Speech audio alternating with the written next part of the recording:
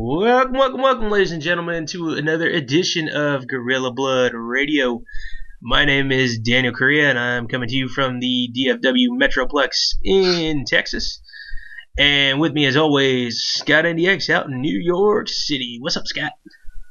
I don't know what sleep is anymore. You don't know what sleep is anymore? I've been very in a fog lately after something that happened on Monday that I'm not going to talk about on here. Okay, well, no problem. I know you're a little upset with the Pick'em thing.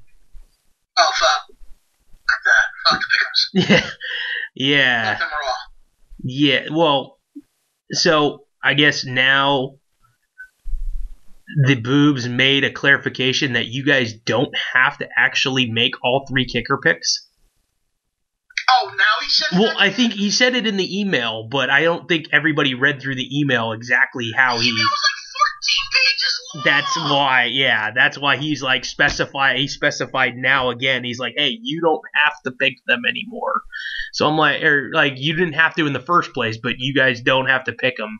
And I think I was... This is War and Peace for the Royal Rumble. I know, and the sad part was, well, for everybody else, that's the good thing for me is I was the only one that actually read it and only picked one and didn't get penalized. You suck. Yeah, and shockingly, I legitimately had the worst performance out of everybody in the actual picks, but because I got the kicker right and most people screwed up, I wound up winning. I don't know how in the hell. I still think it's tainted myself. Fuck this shit. This is bullshit. So I ain't doing Pick'ems again. Fuck you guys. Fuck you. Until a week from now when we pick for Elimination Chamber, and you'll probably pick anyway. Yeah, and you also we were all. No, you're right. Probably. Yeah, well, and we were also saying when it came down to it, you were talking about picking by committee with Tomas and Valda, right? Oh, that was such a bad idea. So, and I think you got 4 correct, but then the kickers is what dropped you down. So, but yeah, so just either don't pick by committee or take the pick'ems and the I kickers. would have had more points if I didn't pick by committee. Yeah, you probably would have aced the whole thing. I conceded a win. I personally conceded a win. Yeah. I also picked Anderson, and didn't I say Carl Anderson and things were going to win? Yeah, I think so. What the committee said Cesaro and Sheamus? Yeah. Okay, I'm going to say this on the air. Baldo, Tomas, fuck you. I just want that out there. You're my boys, you're my best friends, but fuck you right now. Fuck you. So yeah, if you want to check it out, for those of you guys out there listening, ProWrestling247.com, there's a little link to the pay-per-views and stuff like that where our pick'em things are because we're friends with people over there. Yay. You're friends with people. I hate everyone now. Yeah, that's about par for the course for you, being the black rainbow of hate that you are. Wait, I think I changed that. Did you? Oh, is it fuck the? It's fuck the. Fuck the pick'ems. Yeah. Oh man. Shoot. So what were your thoughts about the Rumble and NXT and all the good festivities this weekend? Man, I came home at I sat we got out at 10:05 at work on Saturday. Oh, jeez. You know, it's just like shit. I know the pay-per-view's not over. I know NXT's not over. So I sat down on a bench in the middle of winter playing games on my phone to give it enough time for the pay-per-view to be over. Yeah. Excuse me. Then I went home, got myself some food, set up the computer, and watched the pre-show. And it was a very sad pre-show. Yeah, it was. I liked the match between the women wasn't bad. The tag match wasn't bad. Oh no, I didn't get to the pay-per-view yet. I'm talking about the pre-show. Well, no, for you, the pre-show was what we just saw last night on NXT. Oh, you're talking. Okay, I'm sorry. You. I thought you were talking Rumble still. Okay, my bad. My fault. No, I didn't. I wasn't thinking pre-show NXT. When you said pre-show, I'm like, the pre-show for NXT was on this week. Hour-long bad building up NXT. It was sad. It was happy and sad at the same time because Corey Graves is moving on. Dude, that video package is really good, man, that they did for him. Yeah, from last night, that was pretty good. Yeah. But he's being replaced with Nigel McGuinness, so like 6 of one, half a dozen of another, you know? Yeah, so we'll see how Nigel does. He's been basically groomed for this in Ring of Honor for a while now. Well, I mean, it's hard. Kevin Kelly sucks so much. Oh, and you know what? Speaking of him, I legitimately, within the last, 5 minutes, just saw something right before we went on air that Kevin Kelly is departing Ring of Honor, according to 411 Mania. Yeah, what's he going to do? As of right now, let's see here. He's been doing front office stuff with Ring of Honor and then splitting time between announcing and logistics and stuff between talent and the offices. But he officially gave his notice this past week, and he isn't set for anything else as of right now. So speculate all you will. I mean, maybe we will get our wish of Anthem signing him and Josh Matthews going bye-bye in TNA. That's maybe your wish. I don't like his announcing at all. Better than He better. He talks like this the whole time, but it's not really that exciting. Better than Josh Matthews. What fart is better than Josh? Okay, I'm just wondering. You know, fucking Elijah Burke choking on a dick would be better than Josh Matthews. Oh man. But Hermie's not that good either. Mm. And it's almost like a lateral move than going up. Yeah. You know what? It's friggin' the yodeling game from Price is Right. Yeah, from Price is Right. It's like, I just went off the cliff. That's how that shit feels, honestly. Oh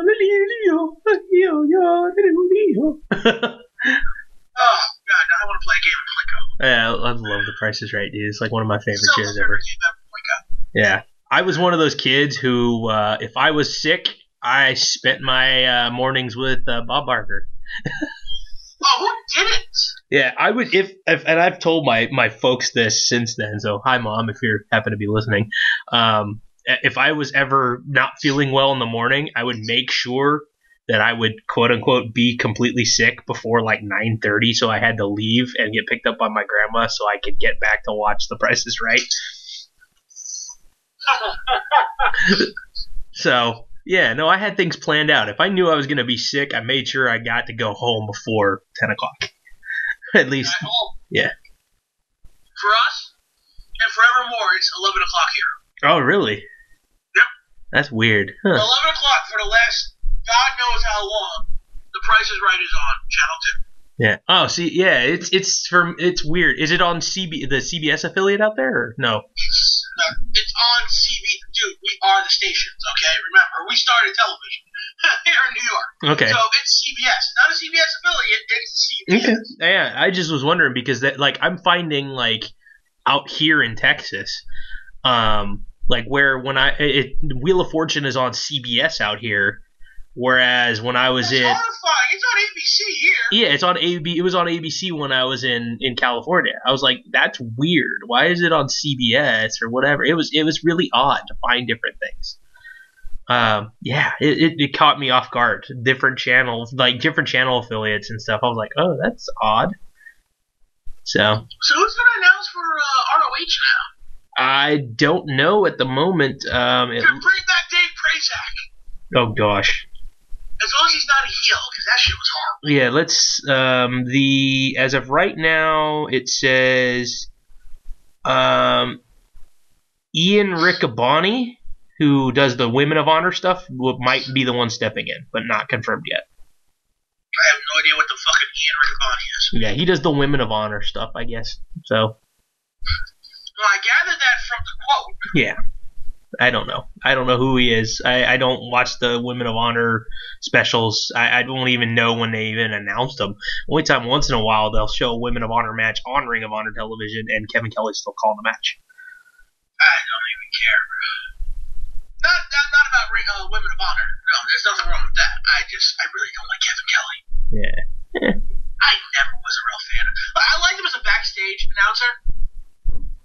never liked him as a ring announcer. A play-by-play You know, guy. it's a great team. One of my favorite ring announcer, not ring announcer, you know what I mean. Play-by-play. Color commentators. One of my favorite pairs, oddly enough, was when they had Sunday Night Heat, and then there's like, we don't give a fuck who calls this, and it was Al Snow and the coach. That's actually not a bad thing, because Al Snow, even for a while there, was calling OVW back in the day, and I liked him. Al Snow's fucking brilliant, because he's got this great... Well, first of all, he's got great knowledge because he's been in the ring. And he's one of the top wrestlers that never made it. Yeah. Okay? Because he is one of the most talented guys. And I really wish that, you know, when Al Snow lost his shit and had "Help Me" written on the backwards on his forehead with a fucking mannequin head. Mm-hmm. That was bankable right there. Yeah. I could... Maybe not the WWE, but ECW should have given him a fucking title. You know what? I mean, in the grand scheme of things, that's a name that I think we mentioned before. Hall of Fame worthy. Oh, absolutely! The fact that dude's in his 50s, he still goes like he's in his 30s. Yeah. I mean, some of the best matches I've seen at indie shows headlined by Al Snow. Mm-hmm. There's no other way to put it. Al Snow is one of my favorite all-time wrestlers. The guy got me a chance snowballs. I remember you telling me that. Because fucking he was wrestling Balls Mahoney. Yeah. And I'm sure you can figure that one out. If not, listen to our previous episodes. You'll find the story. Yay. See? Now you have to listen. But seriously, Al Snow is one of the most underrated talents out there because a lot of people don't know who the fuck he is, and it's a damn shame. I will give the WWE credit. They gave him a nice series of mid-card runs. They let him be Al Snow. You know? They never kind of watered his gimmick down when he first showed up, and then he kind of just, you know, stopped being insane, but he's still funny as shit. Well, plus then all the wacky extra stuff on top of that with the hardcore title.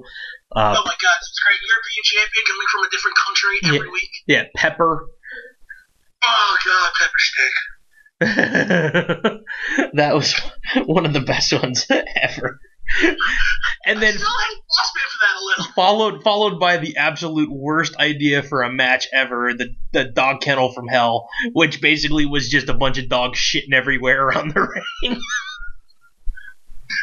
So why is this match really hell? We're wrestling in dog shit. It was a cage within a cage, and outside the cage in the cage were friggin' Dobermans and Rottweilers and big-ass dogs that left big-ass shits. Yep. So, yeah, that happened. So, alright. But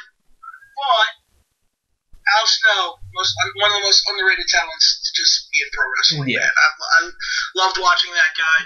I will say this, I have an indie show DVD, NEW, like Northeastern Wrestling, I think it's called. Okay. And just a random, one of those like random, like when they had like those wrestling DVDs for like $10. Yeah, the little cheapy ones. Like a random indie show with like 5 matches from the show and shit. Like I got early ROH shows from that. They're like 3 or 4 matches are off the show. Nice. But because of that, I have the original Round Robin Challenge. I have the first episode. You know, the only thing that's off is like a fucking Christopher Street Connection match, and that's only a huge deal. Although CSC was fun to watch. There's a whole bunch of other stories that go with them. Yeah. So, it has a match between Al Snow and Chris Candido.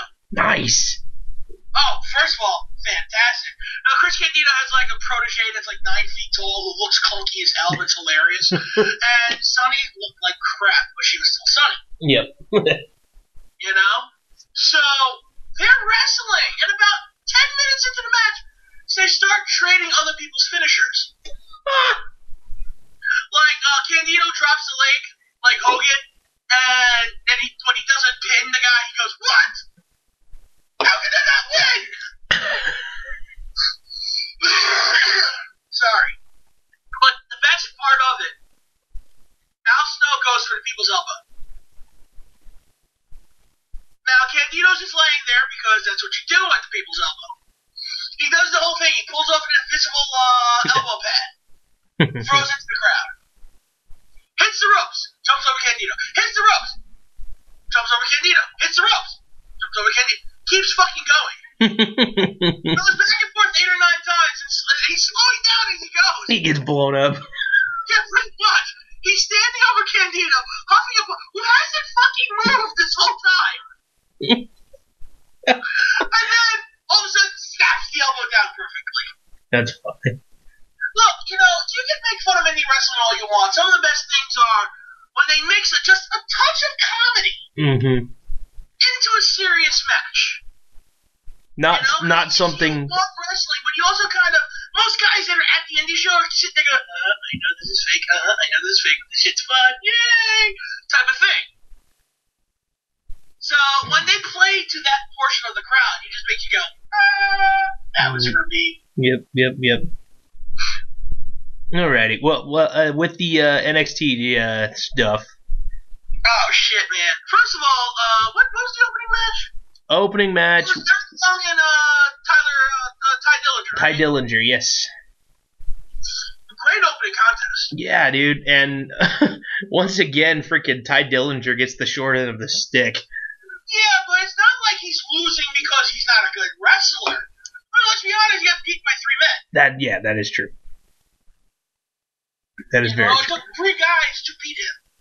I mean, Ty Dillinger, even in his losses, he looks fantastic. Yeah, and again, he's so freaking over, dude. It's insane. Exactly, and he shouldn't fucking be, let's be honest. No, I mean, it's just the whole 10 gimmick. It was like he came back, and honestly, I think he's won like 1 or 2 matches in the last 6 months on television. You're being generous. I know, I think so. So, I mean, for him to even be as over as he is amazing. Yeah. Dude, he's solid, man. He's a solid wrestler. Like, he hadn't... Oh, look, if you notice, when Sami Zayn came back from injury, who was he working with? Yeah, Ty Dillinger. That was the guy that they obviously have trusted him to keep him at an elevated level where, yeah, he's kind of a jobber to the stars, but he's a jobber to the stars we all like. Hey, it's like being a second or third string quarterback. I will get paid big money to hold a clipboard. But he at least gets to be on TV and people know who he is. My God, he was over at the Rumble. Oh, yeah, dude. It was nuts. It was absolutely insane. Like, I had a 10 sign myself. I was kind of pissed that he was coming out at 10, though. I really kind of wish he came out like 11, like we talked about. Yeah, no, I was telling people around it. That elevator, like, 10. Everyone thinks he's going to be like, it's not fucking him. It was fucking Breezango. Yeah, that's what I was saying. It would be a total troll for him to come out at 11. Totally, that would. It would have been hilarious, but I think the pop would have been even huger. Yeah, I mean, just imagine the boo, whoever would have came out at 10 that wasn't him. Should have been Roman Reigns. That would have been fun. People hate him enough as it is, but exactly. But yeah, EY got the win with the help of his sanity buddies. It's just interesting. We were talking about Dillinger. Didn't he team with Sawyer Fulton at one point? No, he was teamed with Jason Jordan. Yeah, he was teamed with Jason Jordan. So Sawyer Fulton was teamed with Angelo Dawkins. Yeah. The 2 headband, I eat my cereal kind of thing. Whatever the hand motion is he does. It's stirring it up. It's stirring it up. Yeah, I don't get the reference, and he's also stirring it up backstage because he ain't freaking on television. Or he just, sucks. Yeah, so, and then we got... Dude, we had a potential show stealer the second match of the night, man. It was a potential. I think it could have really... I mean, it might have. Had it not been for the main event. But fucking Roddy Strong and Cien Almas, dude. Andrade, Cien. Well, finally dropped the fucking suspenders and looks perfect in his outfit. Yeah, he did. Dude, that match was good. Jeez, I wonder why. Only 2 fantastic wrestlers. I mean, La Sombra was La Sombra for how long in Mexico? Mm-hmm. Okay, he was well known in Japan. They even mentioned the fact that he came out with the La Sombra mask. Yeah, and then... before his match in Japan, because that's who they knew him as. Yeah, and then freaking Roddy, man. He's just got the wrestling chops, and I'm glad... We've said it on here before. I'm just so glad that he has not... They haven't made him tone down his backbreakers and stuff. Oh, dear God, that top turnbuckle backbreaker. Jesus Christ. Yeah, amazing match. And Russ Swanson was perfect in pointing out, there's just a metal strip there, man. Yeah. That's the thing I didn't get. I haven't gotten back and physically watched the show since actually being there in person. So I didn't get the commentary. So I'm sure the commentary even took it up to another level. Oh, it was good. It was good commentary, man. I'm gonna miss this team a lot. Yeah. So there's that one was damn good. Freaking Roddy, man. Yeah, dude, CN is stepping it up, dude. He is stepping up his game. Like, when he first came out, I was kind of like, okay, whatever. Then he turns heel, and all of a sudden it's like we're seeing a completely different side of him. We're seeing the attitude that we're supposed to have from him. Mm-hmm. Okay? He gave glimpses of this cockiness, but he couldn't go too far because I'm the good guy. You know, now he's just like full-blown, fuck you, I'm awesome, I'm the bad guy. Character, and it's just like, well, shit, this is what we've been saying. Look, I was riding his coattails from the start. Yeah, you have. I was a fan from the start. But I knew something was missing. Yeah. I admitted that I think a heel turn would be perfect for him, and I think he'd be right behind Rude as the top heel in the company. Yeah. Well, NXT. The only thing with him is I think they need to give him a different submission, or different, like a submission finisher, or different some other kind of finisher, because that double knees in the corner. Well, the double knees isn't his full finisher. It's the hammerlock DDT. Oh, he is doing that too. I really haven't been catching. That's not even any matches now. Okay, still, the double knees sort of set up to it. But even that is still kind of, to me, that's kind of a weak finisher. Well, I like the double knees because there's so many counters to it. Yeah, well, I can't help but look at it, and I'm like, every time I see that, because the way he hits the guy, it's basically, seriously, it's like freaking like cock to the face. Oh, that's the real submission move there. Yeah. Like, oh my God, it's in my nose. It's like the exact opposite of the Sting face. So how'd you lose that match? Dick to the face. Yeah. You just got dick slapped. That's what they should call it.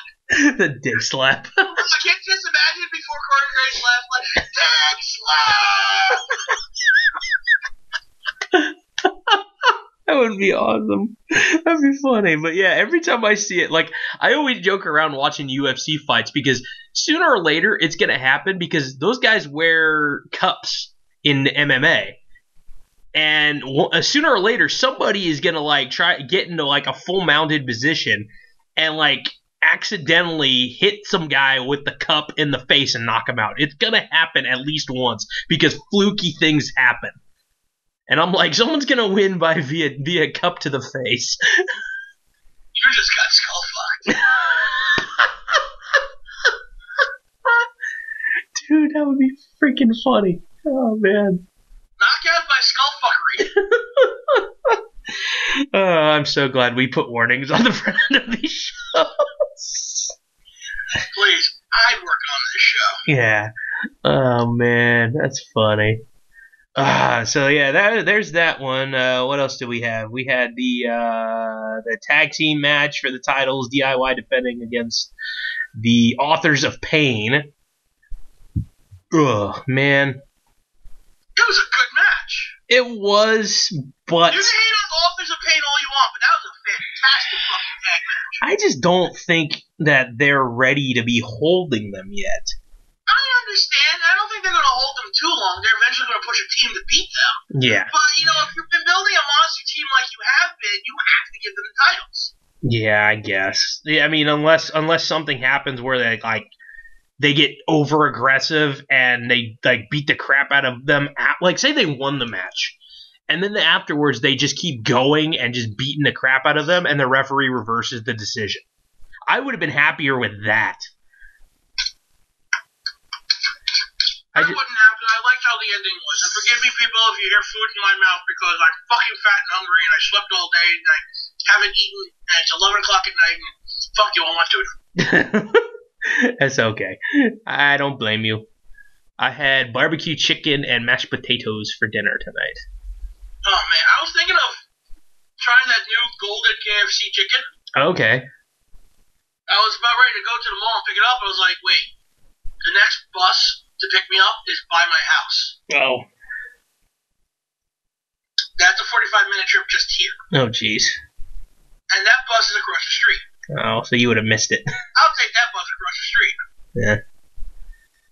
Oh man, yeah. No, ever since moving out here to Texas, man, it's been fun trying to figure out how how to try to cook. That's the fun part. So, but what do you mean? There's like no oven or stove there? What do you? Oh no, there is. No, there is. I've never been one to really cook other than just like heating up frozen things. So now I'm actually like trying. So yeah, it sucks being an adult, doesn't it? I know, fuck being an adult. But yeah. So let's see, what else do we have? The women, the Fatal 4-Way. Oh my God, Nikki Cross! Oh, dude, that bump was insane. Yeah. First of all, she made the match. Yeah. Oh yeah, she did. That was Nikki Cross's match, and she was fantastic in it. Yeah, and then yeah, she took that bump. The new BFFs or whatever the hell you're calling the team of Flossy assholes. I was gonna say Peyton Royce and the Miss Piggy wannabe, Billy Kay. Fuck you! What? No, I see it. I'll never unsee it. Dude, she's not a bad looking woman, but her face is really, really chubby.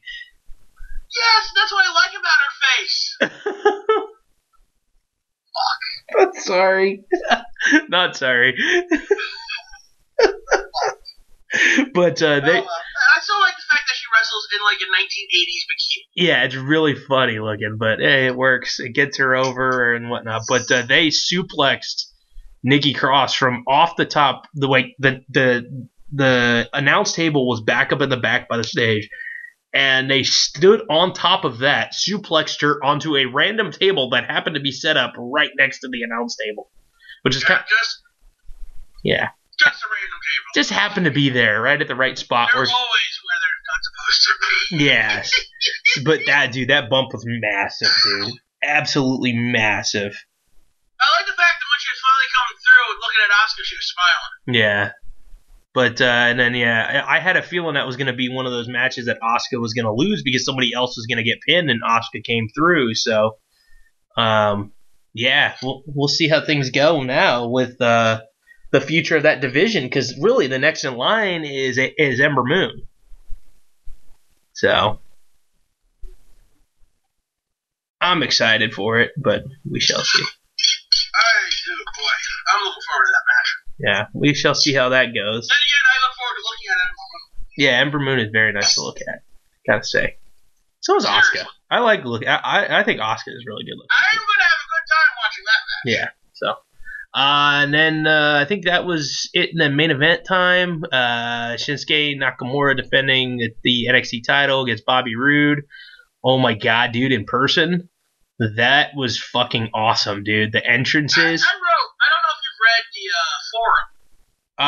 Yeah. Bobby Roode might have already won Entrance of the Year. Yes, yeah. And then I followed up. Well, Shinsuke Nakamura just shut me the fuck up already. yeah, I saw that. I reposted, or I quoted you on something from the Rumble, just literally before we went on air. So, that both of their entrances were fun.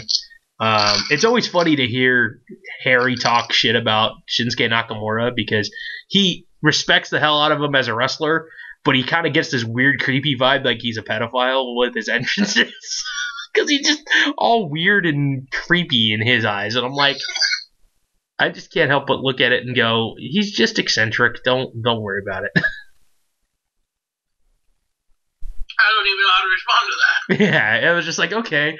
Which is funny because I've actually seen videos of him working Japanese television where he's basically doing dance numbers with like J-pop teeny or younger groups and stuff doing like dancing and shit. And it's really funny. I think I don't know if I've sent those to you. But they're no, you have not. Okay, they're really funny. I will send one to you as we go on with the show, so you can watch it later. But it's pretty freaking hilarious. Because some people like, what the hell did I just watch? Why is a grown man dancing with children? Like, yeah. But oh my god, dude, that match was so fucking good. And again, the injury late. It was funny. Aaron was giving me and Brian shit because we're like thinking, shit, is he really fucking hurt? Like that sucks if he's really fucking hurt.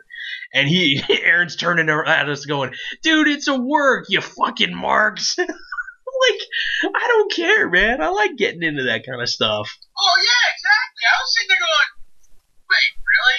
Good? Oh, they're continuing the match. He's okay. Yeah, well, the worst part about it was when freaking Matt Bloom comes running down, and I'm like, oh, shit. I didn't see the... I saw the ref, and I'm like, I don't think he's thrown up the X yet. If that's the case, man, I mean, the match is still going on. So, yeah, maybe it is a work, but damn, for Bloom to come out, dude, that's selling it hard. So. Yeah. But, I mean, Shinsuke Nakamura had that fucking match, dude. He absolutely had that match until the injury. And those two look great Yeah, together. and, I mean, he freaking hit the Kinshasa and then fell down like a ton of bricks and couldn't even barely move.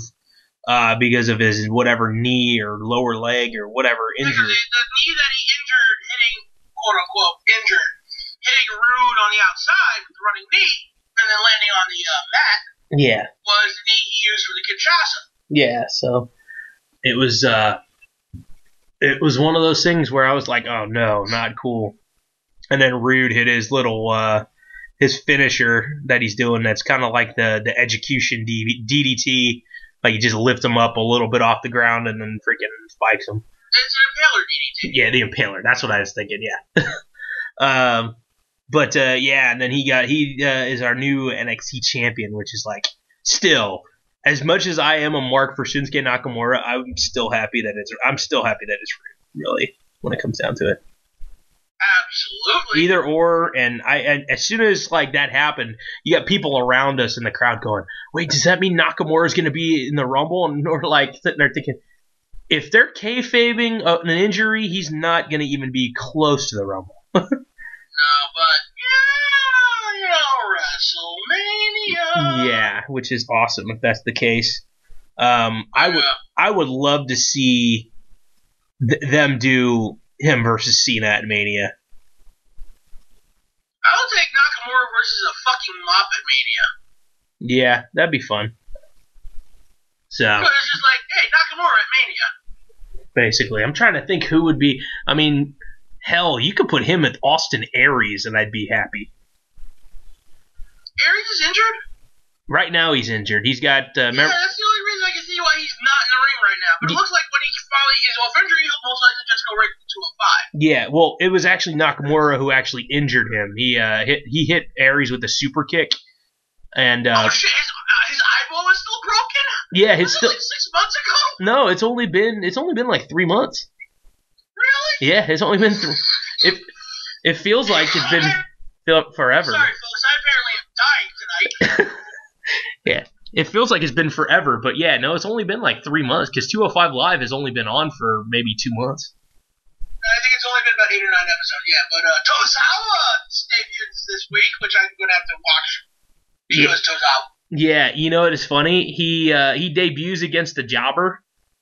Mm-hmm. So obviously you know the outcome, but the Jobber happens to be a guy I used to film and photograph at an indie fed out in California, and he also happens to be Bailey's fiance. That would be Aaron Solo. So, oh, hey, not a bad way to get a gig. Yeah, no, exactly. It's funny. Like, I was sitting there watching it, going, like, from far away. I'm like, who is that? Like, who's that S.A. Rios looking knockoff? And all of a sudden, I see his pants and it says Solo, and I didn't realize he grew his hair out long because I hadn't seen him wrestle in a while. So it was funny. I was like, hey, that's pretty fun. But so yeah, that was NXT, and then the Takeover show, and then did you see the episode yesterday night with the matches from the pre-show? I skipped Elias Sampson and No way, Jose. Yeah, that was a fun match. I really like watching Jose wrestle. I'm very down on Sampson being really bad at what could have been an awesome fucking gimmick. Yeah, well, it is funny because that's the one thing I think are going to miss about Corey Graves is Corey Graves is the heel on commentary most of the time, except for when Elias Sampson comes out. It's fucking immediately hates him. oh, dude, it's hilarious. Yeah, No Way Jose got the win, I believe, in that one. And then you saw Tyler Bate make his NXT debut. Yes, which is really interesting. A good match. Man, Only Lorcan is fun to watch, isn't he? Yeah, dude. I'm shocked that they didn't do more with him. I think he could have. I think they are. I think obviously they've been promoting him a lot. He's been getting wins. Yeah. You know, and they keep him on. He's been televised a lot more than you expected him to be so early. Yeah, it's funny because he doesn't look like a wrestler. Like he looks like he's one of those guys that just like, I don't know, like you expect him to be like, I don't know, working as your garbage man or something. Like he doesn't look like a wrestler to me. It looks like someone shrunk Cesaro in the dryer. Oh, that's a good one. I like that one. But Tyler Bate got a win. It was kind of nice to see him and his him walking out to the ring all calm and smiling and waving at the people. It's funny. It's like the such and like. then, Fusha coming out growling. Yeah. It's like Tommy Davidson and Ace Ventura, Pet Detective. Like I expect them to like come out in a bag and he ends up the bag and they run for their fucking lives. And Fusha just hops out and starts growling.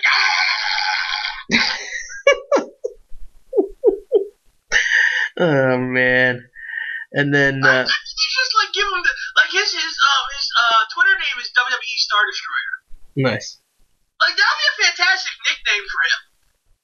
It's funny. Yeah, man. That match was good. I mean, again, it's a pre-show match, so it wasn't going to be completely like over the top stellar, but it was still. But it was a fine match for what it was. Yeah. It made both look good. Yeah, absolutely. And then we also had a match with it was Ember Moon and was it Aaliyah? Yeah. Yeah. Which I thought she was fired because I hadn't seen her on TV in a while. Aaliyah? Yeah. She's been in the middle of the feud between she's not coming up and down constantly. She still needs a lot of work. Yeah, I you know what, they changed her gimmick up to where she was like, they were trying to make her, she let her do like this whatever Princess Jasmine kind of crap, and then now she's like coming out wearing like cat ears and shit. So, but I just find it hilarious. It's like she got this nice outfit going on, and then white fucking knuckle tape all the way up to the wrist. And it's like, yes, I gussied up to fuck you up. I like that. I gussied up to fuck you up. That's something that I wish that some of my former players at the high school level would think about that, because you get picture day for some of the girls and they're all dolled up in makeup, and I'm like, this is a picture for you to like commemorate your playing sport. Why are you looking like you're going to prom? Hey, still look good fucking you up. Yeah, so that's funny. So yeah, NXT and Takeover, all that kind of stuff was a fun show, man. That oh my god, dude, that stadium, the I think it was the Freeman Coliseum or whatever the hell, something like that. Dude, their rows and seats were way fucking small. Like you literally had no leg room, and I'm an average sized dude for the most part. I am not a fan of the Barclays Center. Yeah. Because I'm fat and tall. Mm-hmm. And all my height is in my legs. No. So, yeah, I have knee problems after a pay-per-view. Yeah, I mean, I'm an average sized dude, I think, anyway. I'm about 5'10". So even for me, it was a tight fit. And I'm sitting next to Brian LaClaw and our good buddy Aaron Kendrick. And they're both, like, Brian's taller than me. He's just right about 6 foot, and Aaron's like 6'2". So, I mean, it was a real tight squeeze for them too. And I'm like, man, that sucks.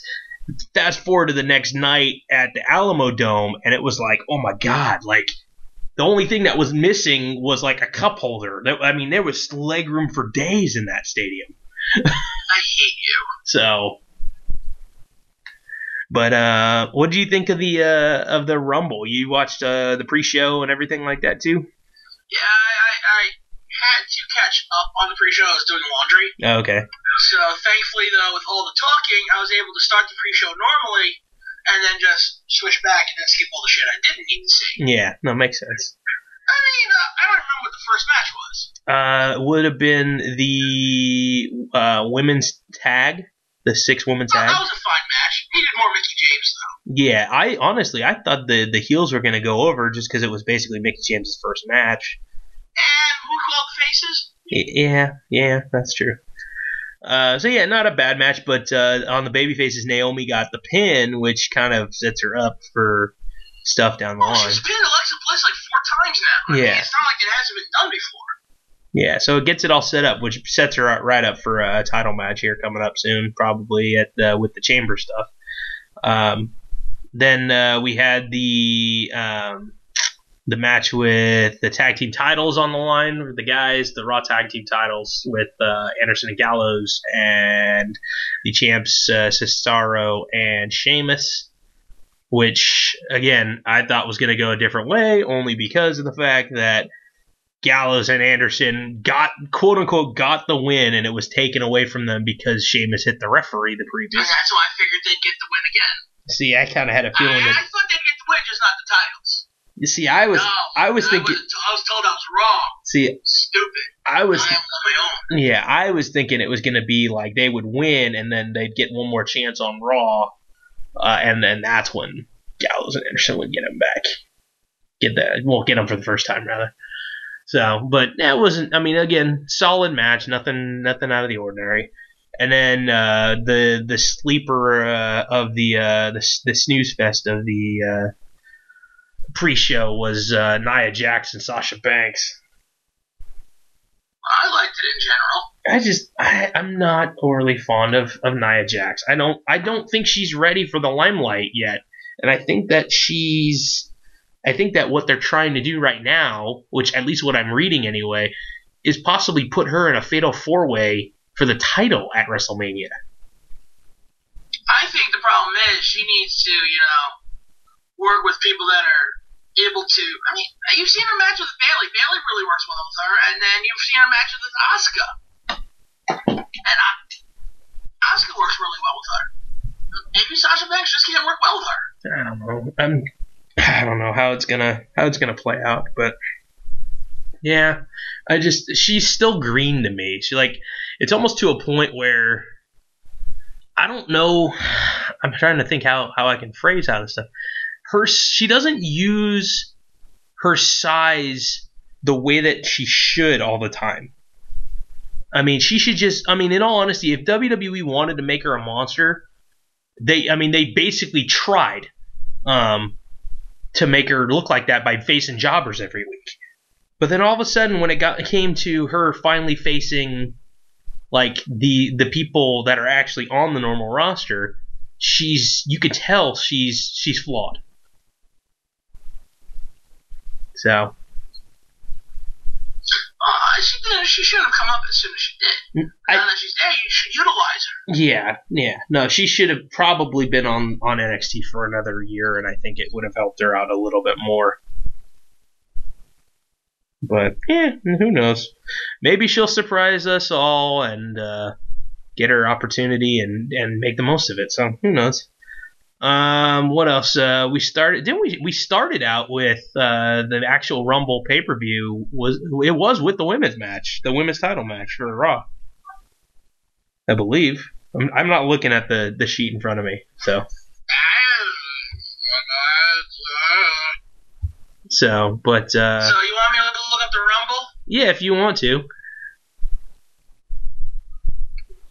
Fine. Oh, jeez. I'll do all the work. As I'm sitting here recording things. Shut up. You're like, shh, they're not supposed to know that. Alright, so the actual show started with Charlotte and Flair. Charlotte and Flair. Yeah. Charlotte and Bayley.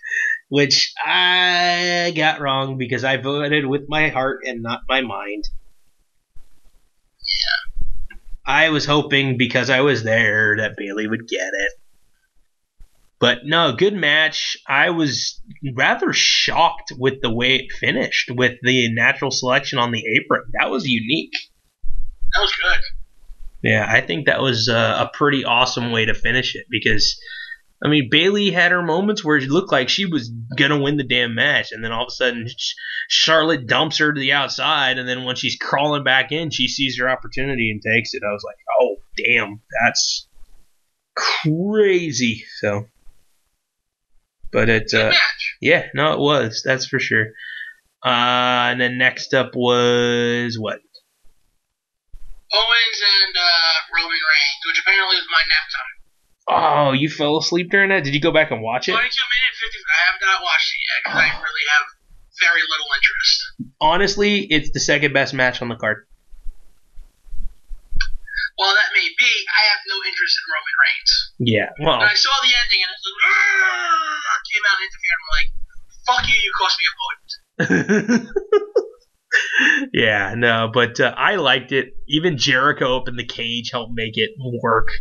I think, like I said, second best match of the night. The funniest part is the night before, a similar chair spot happened at the Evolve show. So it was kind of funny how like WWE basically kind of like, instead of, because the chair spot happened in the ring in a no DQ match at Evolve, and then WWE took the same like chair pyramid and put it on the outside. So, WWE with their quote-unquote original ideas. But, yeah, Roman looked like he was going to win, and then Braun Strowman out to destroy Roman, and Kevin Owens kind of looks over and kind of puts his arm over the top of Roman, and 1, 2, 3, match over. Still your Universal Champion. Yay. God, it's just such horrible booking for him. Well, I hate the fact whenever a heel gets the title, they become chicken shits. Hey, nothing wrong with being a chicken shit. It is when you debuted beating the fuck out of John Cena. Yeah, I guess. Alright? And they gave AJ Styles the title, and his gimmick didn't change one fucking bit. Different set of writers on different shows. If I was Kevin Owens, I'd be like, wait, why am I so afraid? Yeah. Whose asses have I kicked since I've come here? Yeah, exactly. Yeah, I can see your point. I definitely see your point there. So, and then... That's why I just don't give a shit about watching Raw. I really don't care. It's definitely the weaker shows, I mean, when it comes down to it. Then we had... What else do we have? I'm, like, going through. Then we had... was it Swan and Neville next? I'm trying to remember the order. No, yes, we did. Sorry. I was going to say, there were only like 4 matches and then the Rumble, right? Something like that. Yeah, which is still ridiculous. Yeah, so Swan Neville, Swan defending the Cruiserweight title. That one was actually a pretty solid match, too. And it's nice to see Neville. Dude, Neville as a heel, I think, is better. Much better. And then breaking out the Rings of Saturn. So, that... Actually, that's a Batista's bite. Oh, what? It's sort of like a... slight variation? It's like a Rings of Saturn meets an STF. Okay, because he has the leg captured? Okay. No, well, that and he has the wrenching around the neck. Rings of Saturn just pulled the arms back. Oh, okay. Which shit ain't fun at all either. Oh, dude, it looks painful as fuck.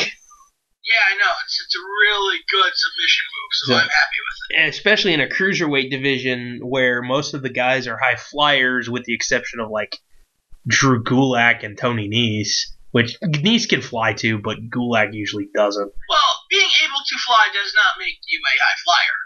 True. Stylistically, most of them don't. Those two guys specifically don't. But for Neville to have... I put Zawa in there too. Jerry. Yeah, Those definitely aren't high flyers. they're more technical base guys, but so far, what's been featured the most are the high flyers and fast paced Well, men. of course, the idea is to get like the cruiserweight. They run around, happy. So, but yeah, that whatever Rings of Saturn variation got Neville the win via tap out, and he is now officially the king of the cruiserweights.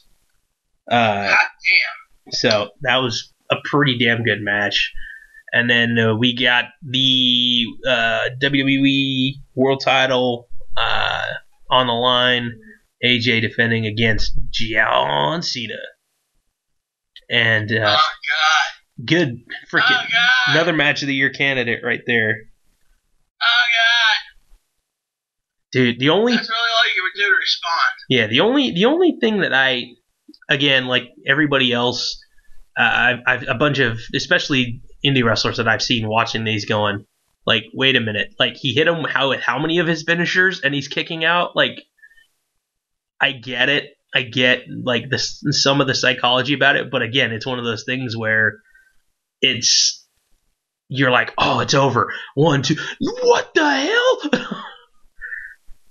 So yeah, I didn't expect AJ to kick out as much. I was like, shit. At this halfway through, I'm like, oh, Cena's winning this. yeah, god damn it.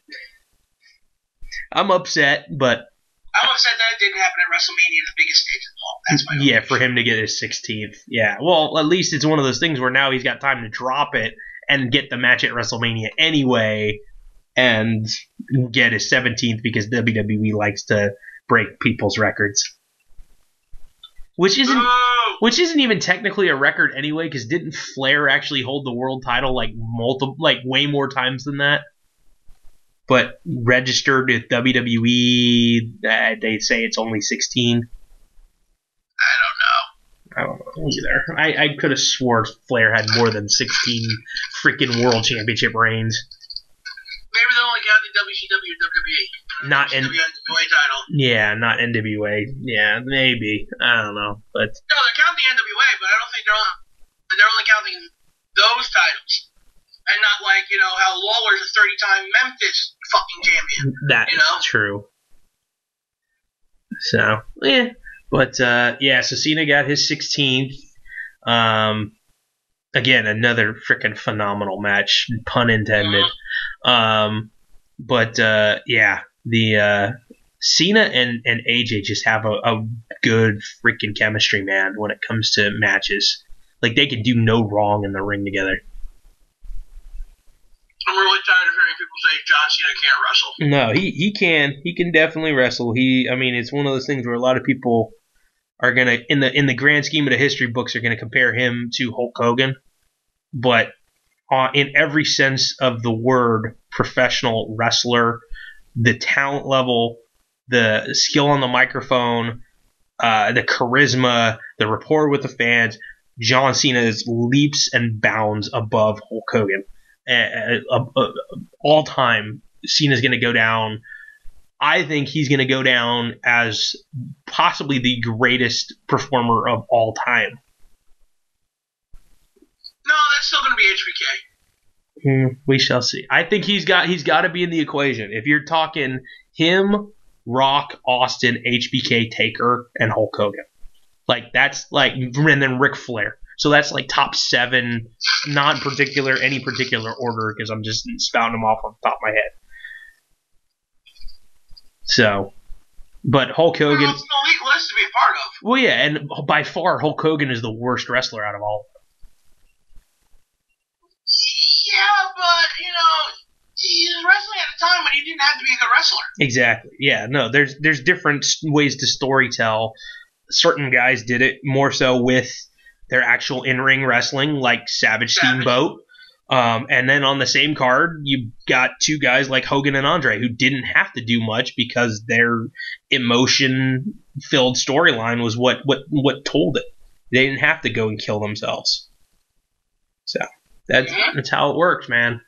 So I mean, who would expect to say Warrior Hogan was a top 10 WrestleMania match? But it is. It is. It'll definitely go down, I mean, in history. I mean, for Warrior winning both belts and having the first real dual champion in the company. And, being a great told story by two guys who barely wrestle. Yeah, exactly. I love both of them kick out of the freaking each other's finishers. That was really the first time, like, he hits the leg drop and then Warrior goes crazy. So.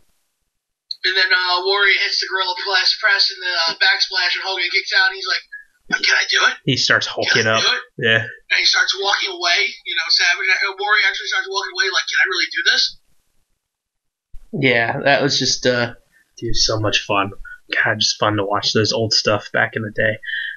Man, thank you for the WWE Network. We really appreciate that. Getting a chance to relive all that shit. I have my DVD collection. I got that shit on VHS. See, I have my DVD collection that I love, but it's one of those things where, for me to not have to go to my shelf every fucking time I want to do something and have to look up, what pay-per-view was that match on? Now I can just fucking do a quick search, and I find it. That is convenient. Yeah, that's for damn sure. And then we have the Royal Rumble match itself, which was, yeah, I'll say it's average to a little bit above, not much. So, not gonna run down. You look forward to it every year in the last few years. Every time you walk away, going. Yeah, that's what's upsetting about it. The Royal Rumble has been a staple for me.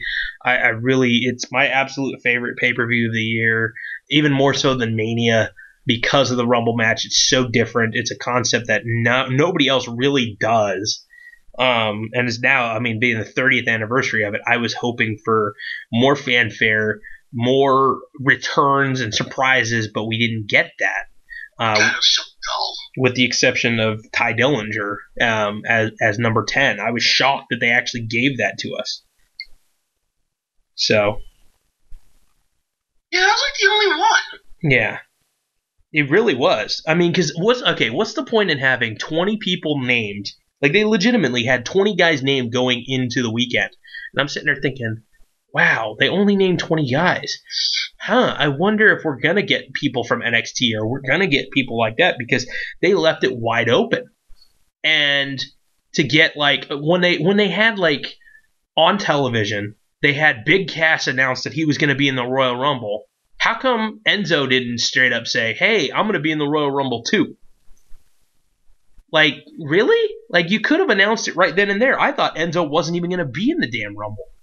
That would have been so much better if he wasn't. Yeah, where same thing like when the New Day came out and did it, I think they only announced Kofi Kingston was going to be in it, or Kofi and Big E. No, they announced all of them being in it. Okay, I couldn't remember that. I was just like sitting there thinking, I don't remember them announcing all three, and I'm looking at that going, well, why isn't it just Kofi, or why isn't it Kofi and Big E? Why does Xavier have to be in it? That, to me, it's like, at least Kofi has his spots, and Big E is a legit threat to win it because of his size and strength.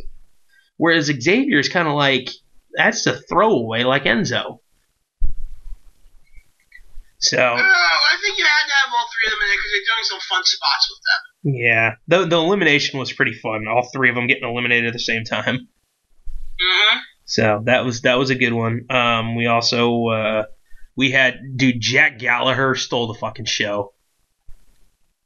He was the only cruiserweight basically represented in that match from 205, and he freaking, oh my god, brings the umbrella down, starts beating people with it, and Chris Jericho like winds up knocking him down, and then doesn't realize that the umbrella is like right between his legs, and Gallagher freaking crotches him with it, and then proceeds to open the umbrella and like almost make it, yeah, like he's trying to like mesmerize everybody like the freaking Penguin on Batman. It's pretty freaking, it was funny. And then at the very end of it, when he got eliminated, it was like, fuck you, I'm Mary Poppins. Down to the floor. Oh, man, Mary Poppins never had a landing that bad. Oh, dude, that was funny. Not unless he had a few pints. Like, seriously, like, that elimination is going to be immortalized in video packages forever.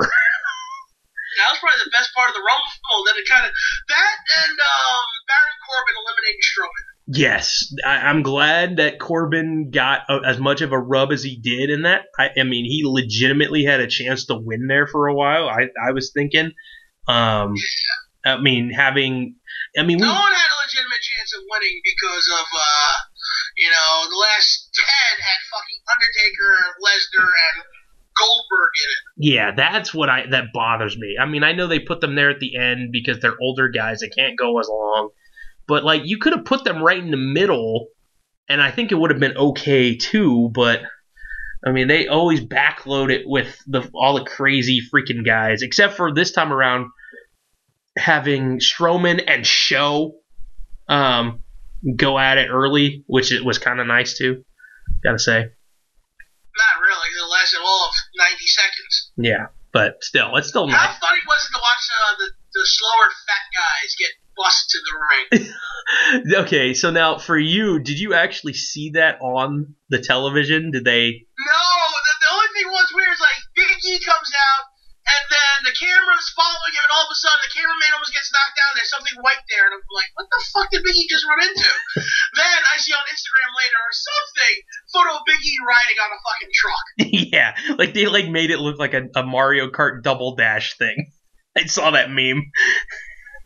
But yeah, no, Big Show, Strowman, Mark Henry, Big E, yeah, a lot of the bigger guys did come down on a cart, like a la WrestleMania 3, but wasn't all fancy like. It was just basically a golf cart looking thing with a handrail on top for them to hold on, which is funny. And then Taker... That'd be hilarious if one of those guys fell out of the damn cart.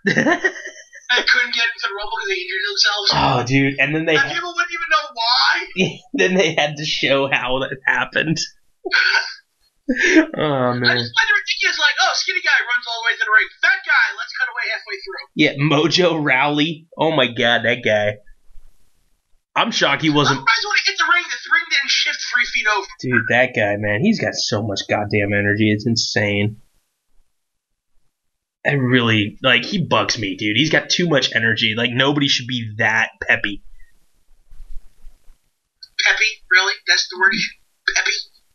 I mean, basically... Who's peppy? I don't know.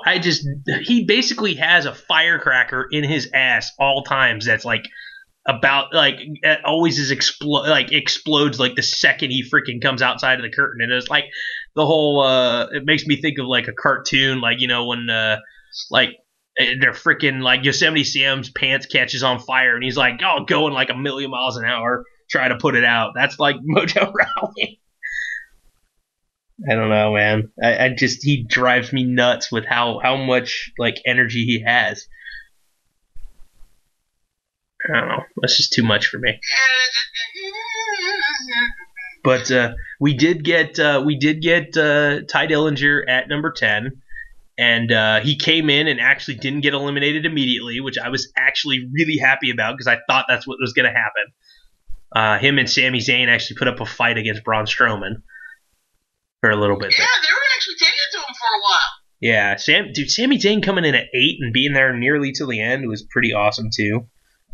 Chris Jericho was number freaking 3 and was there till all the way till the very end. Well, that's what happens when you nap through most of the match.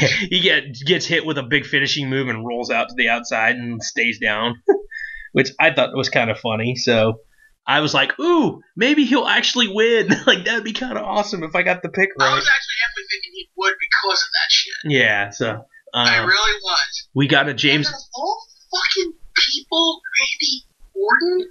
Yeah, well, I don't know. Randy Orton? When was the last time Orton was relevant? Well, now, see, I have a feeling what they might do is with the Chamber coming up next weekend, a week from Sunday, I think Bray Wyatt may win the title in the Chamber. If Bray wins it in the Chamber, that's Bray versus Randy at Mania. That's still not a good thing. That means fucking Randy Orton is headlining WrestleMania. It doesn't have to be headlining necessarily. Yes, it does. It says main event. That doesn't mean last match of the night, though. That's still a headline.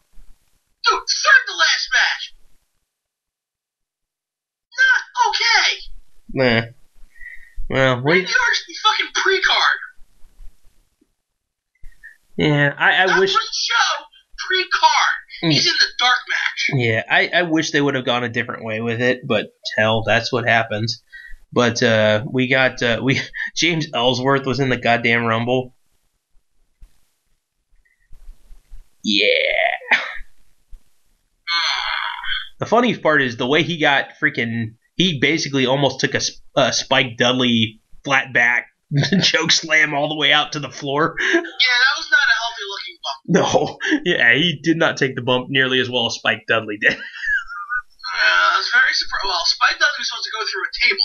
Yeah. Only his head hit it. That is true.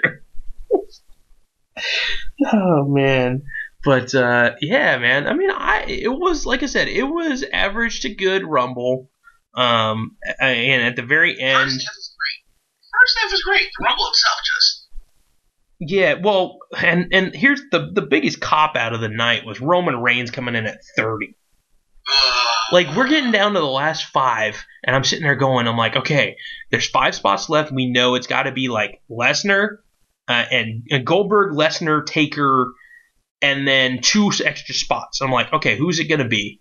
And then I can still get Joe. I can still get Joe. I can still get Joe. No, Joe. Yeah, I can still get Angle. I can still get Angle. I can still get Angle. No Angle. Yeah. I can still get Heath. I can still get Heath. I can still get Heath. I got Enzo. Finn Balor. Like, yeah, I was hoping it would be Finn, like, to come back or whatnot at the very end. But then all of a sudden, here comes number 30, and it's like, dude, there are videos all over the place of people's reaction to, like, what the fuck? Like, people in bars, like, watching the Rumble as groups. Like, they're like, what the fuck? Yeah, like, yeah, it's funny, man. Dude, half the place was fucking booing. You probably heard it on the TV. It sounded like half. It was at least half. If not more. So, but yeah, and there were people around me cheering. Brian in particular, because he's a Roman Reigns mark. But I mean, little kids were loving it. Moms were loving it. Basically every other person in the building hated it. Biggest fucking cop out WWE has done in a long time. I was about ready to just fucking close that shop after that. It's like, well, the Miz is done. I don't care anymore. Yeah. Then Roman Reigns comes out like, why am I still watching this? Yeah, dude. I honestly, there as I'm watching it, I'm sitting there thinking, holy hell! Like, the Miz and Jericho both legitimately have a chance. Like, watching it going along, because the Miz basically did the same thing that Jericho did for part of the match. He basically went outside and did nothing. So it was glorious. It was. I mean, they have the strategy down, but it's just like the whole thing wrote itself. Miz wins the Rumble, Cena wins the title, WrestleMania main event. 6 years later. Yeah. Well, I mean, who knows? I'm not sure exactly how it's going to be, because with the Chamber coming up, I mean, again, one of the things that came up yesterday when I was talking with Harry, the boobs, he was saying, like, maybe they did this on purpose, where they put Roman Reigns in there at 30 as a way to, like, trick us into thinking, okay, Randy Orton's not so bad. He still sucks. But it's better than Roman Reigns. At this point, they're both same shit. Yeah, so I don't know. That's how he was looking at it, and I go, I could see them doing that, which is kind of shitty to think we got played like that, but we did. So, but all in all, the show was pretty damn good. Borderline great, with the exception of really the Rumble itself. So. Yeah, no, it was a pretty good show until the Rumble itself. Yeah, so, dude, HBK was there and gave a little speech to the crowd before. Yeah, I didn't really care about that. It's like, hey, pandering. Oh, it was funny because, like, everybody was like, dude, maybe he'll be in the Rumble, and I'm sitting there thinking, yeah, don't. Dude, what drugs are you smoking? Yeah, pass them along. Yeah, don't count your chickens there, man. It probably won't happen.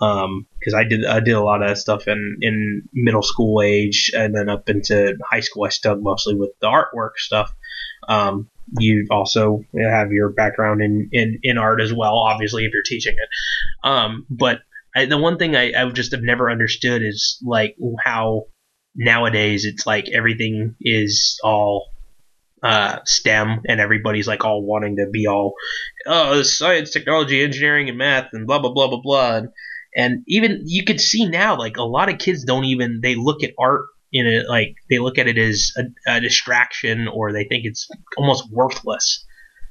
And it's kind of sad to see that people like the kids even as young as 6-7 years old, like they really like imagination is lacking. It's kind of sad. I mean, you probably I know you see stuff with those kids every day, and I'm at the high school level, so I mean I assume with a lot of those kids that my kids anyway that are taking art class that they're basically taking it to fulfill a requirement, and they really don't want to be there. But with your kids being younger, I mean, you would think that they'd be like, oh, cool, I don't have to do spelling homework. Like, I don't know, man. Yeah. So, what? It's a shame, but it is what it is. Yeah, what's the next project you got going for them? Do you even know yet for your lesson plans? We actually got an art specialist hired. Oh. So, this is my last project. Oh, cool. So you're back to doing your management type stuff again? I hope. Yeah. Dear God, I hope. So cool, man. Well, that's kind of neat. Hopefully, those kids can get their acts together and get their stuff done, man. If you get a chance, it'd be kind of neat to see pictures of what they done. So.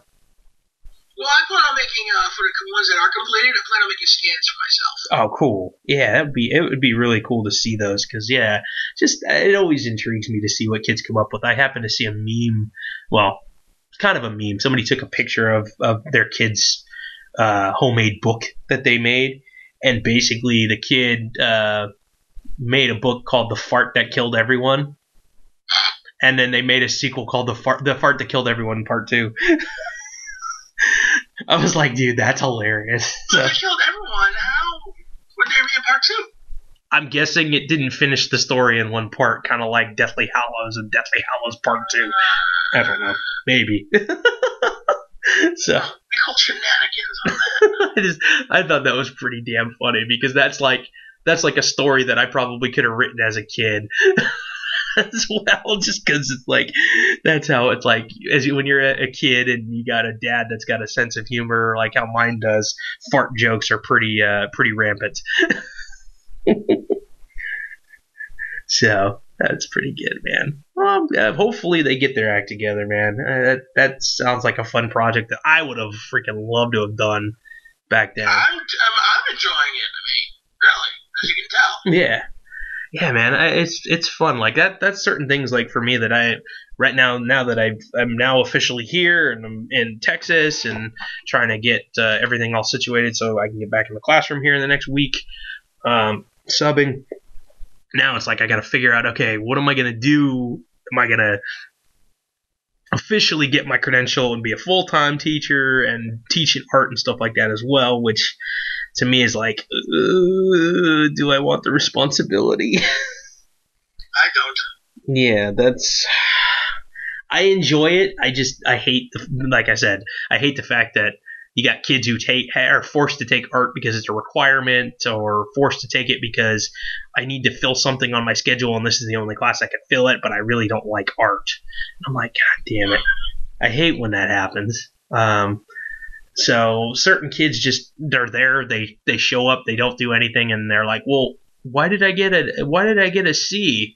Because you did nothing. You're lucky I even gave you a C. Yeah, a lot of kids are asking me, are you going to grade this? I'm like, I don't grade any of your stuff. Yeah. But I will be talking to parents. Yeah. So. And they're like, what? This is the last week? I've been saying that you have until the end of January. Since the beginning of January. Yeah. January ended 2 days ago. Yeah, so What do you expect was going to happen? yeah, man. It's funny because again, high school is different things, and one of the things that I thought about doing with the kids at one point in time, if I had my own official classroom, because I've long term subbed, and some of the teachers basically said, hey, if you want to do things a little bit like out of order in the first couple of weeks or first month or so, if I'm long terming, they're like, oh no, that's perfectly fine. You can do a side project or something else if it's corresponding somewhat to this whatever lesson. So I've done stuff like that before, but I want to be able to do something akin to like a roulette style art history lesson where like every week that like one class gets to spin the wheel or pick a random number off the wall, and then on that Friday, I craft a lesson on a specific artist for everybody, like the other periods as well. And then the next week, a different class gets to pick the number or whatever. And I think that would be fun because then it gives them a chance to be like, okay, cool. This week we're going to learn about Salvador Dali. The next week we might learn about Jim Henson. Speaking of Jim Henson, there's supposed to be an exhibit at the Museum of Moving Image eventually. I'm just waiting for that damn thing to open already. Oh, that's cool. Seriously. That's where the hell is this exhibit? Yeah, and so 1 week it could be that. Might be George Lucas or Ray Harryhausen or even somebody like Drew Struzan. Okay, you know who he is, yes? Yeah, of course. No, anybody out there doesn't know who Drew Struzan is. If you've seen any... If you've been to a movie theater, you've seen his work. Yeah, you don't really know who he is, but basically any movie poster from, I don't know, the early 80s, late 70s that was like, it looks like it's hand-painted. Indiana Jones. Yeah, it is hand-painted. Indiana Jones, Star Wars, Harry Potter. The Thing. Yeah, dude, he's done tons of stuff. I think he did the original poster for Blade Runner. Yeah, I mean, amazing stuff. I'd love to get a few books on him. There's a few documentaries out there on him, too. Yeah, there is. It was on Netflix. I don't know if it still is. It's absolutely amazing to see. You know, it would be a great video for you to get. There's a Picasso video that I used to have. Okay. Which I don't have anymore, but I'd love to get it back. Of him just drawing a series of paintings, and they found a way to record them. Nice. While painting them. That's cool.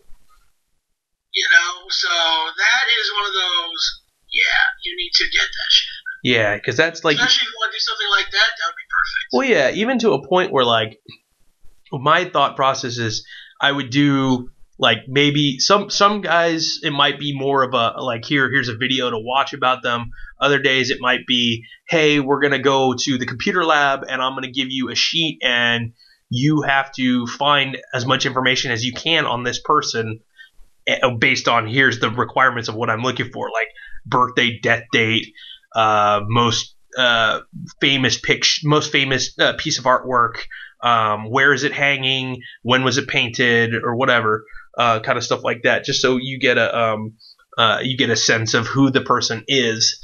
And I like stuff like that because that's one of the things that I feel is even is kind of taken for granted. Because most of the time, like the only time you really get a little bit of a lesson in history is when you happen to get to that style or whatnot. Because usually the first month, 2 months or so is more here's the fundamentals, and usually that takes up a good quarter, like 2 months or so, yeah, to maybe a little longer. But then you get into more of styles. And then perspective, things like that. And I mean, eventually you'll get into the more of the movements, things like that.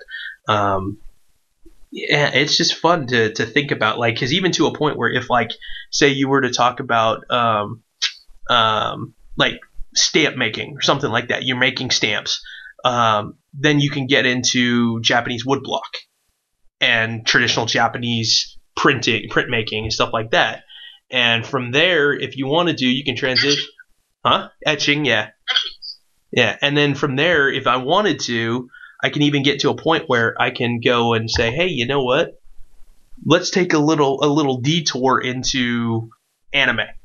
Because it's a completely different style from traditional American cartoon drawing. So you could take a deviation from that even. And again, especially for me at the high school level, kids would eat that shit up. So, but yeah, man, it's fun. I enjoy that stuff. I mean, I'm not as into it as I used to be, but I just think that would be kind of a cool idea to kind of go with. So, yeah. I don't know how you have the patience for the little ones, man. They're funny to work with. Yeah. Well, and That helps. yeah, nah, I'm sure they have funny little sayings, and you being a fan of wrestling, I'm sure that you got a few of those kids that are like. I try not to talk about it with them because it gets a little too much wrestling. And not enough work. Yes. Yeah, okay. Mr. Scott. I was very happy that a day before the Rumble, that Friday before, one of the students came out to me, who's going to win between Bobby Roode and Shinsuke Nakamura? Like, a year before, he never even heard of Nakamura. Yeah, that's pretty funny. So, like, I just kept telling him Nakamura is going to come in and kick everyone in the face. And knees for everyone. It's like, who's Nakamura? One of the great. I've never heard of him. Mm-hmm. That's pretty good. Man. Yeah. I was asking you about Bobby Roode. Jeez. That's funny. Yeah, did you hear the random beer money chant? Yes. I think it's funny that they keep doing that. Even funnier when friggin' Storm finally comes back. Yeah, you know what? I think, in all honesty, I don't think he is going to come back. But what I think WWE might do if they move Roode up to the main roster, I don't think that they're going to put him right up there in the start. I think what actually would be better to get both of them over, even more so with the main event crowd, the main roster crowd rather, is put him and Aries together again as the Dirty Heels. And from there, let them kind of dominate and like do the chicken shit things that they've done in the past. Because I mean, the glorious Bobby Roode and the greatest man that ever lived on the same team again. I mean, it only makes sense. Mm-hmm. So, and then have them win. I mean, whether it's the Raw or the SmackDown titles, I don't care. And then from there down the line, have like ego trip like arguments start to happen, and then they start feuding with each other, and that's how you get them separate and up in the mid to upper card echelon there. So that's how I would book it anyway. But I'm just happy that they're both in and they're both fairly successful so far. I like the fact that one of the best factions is led by Eric Young right now.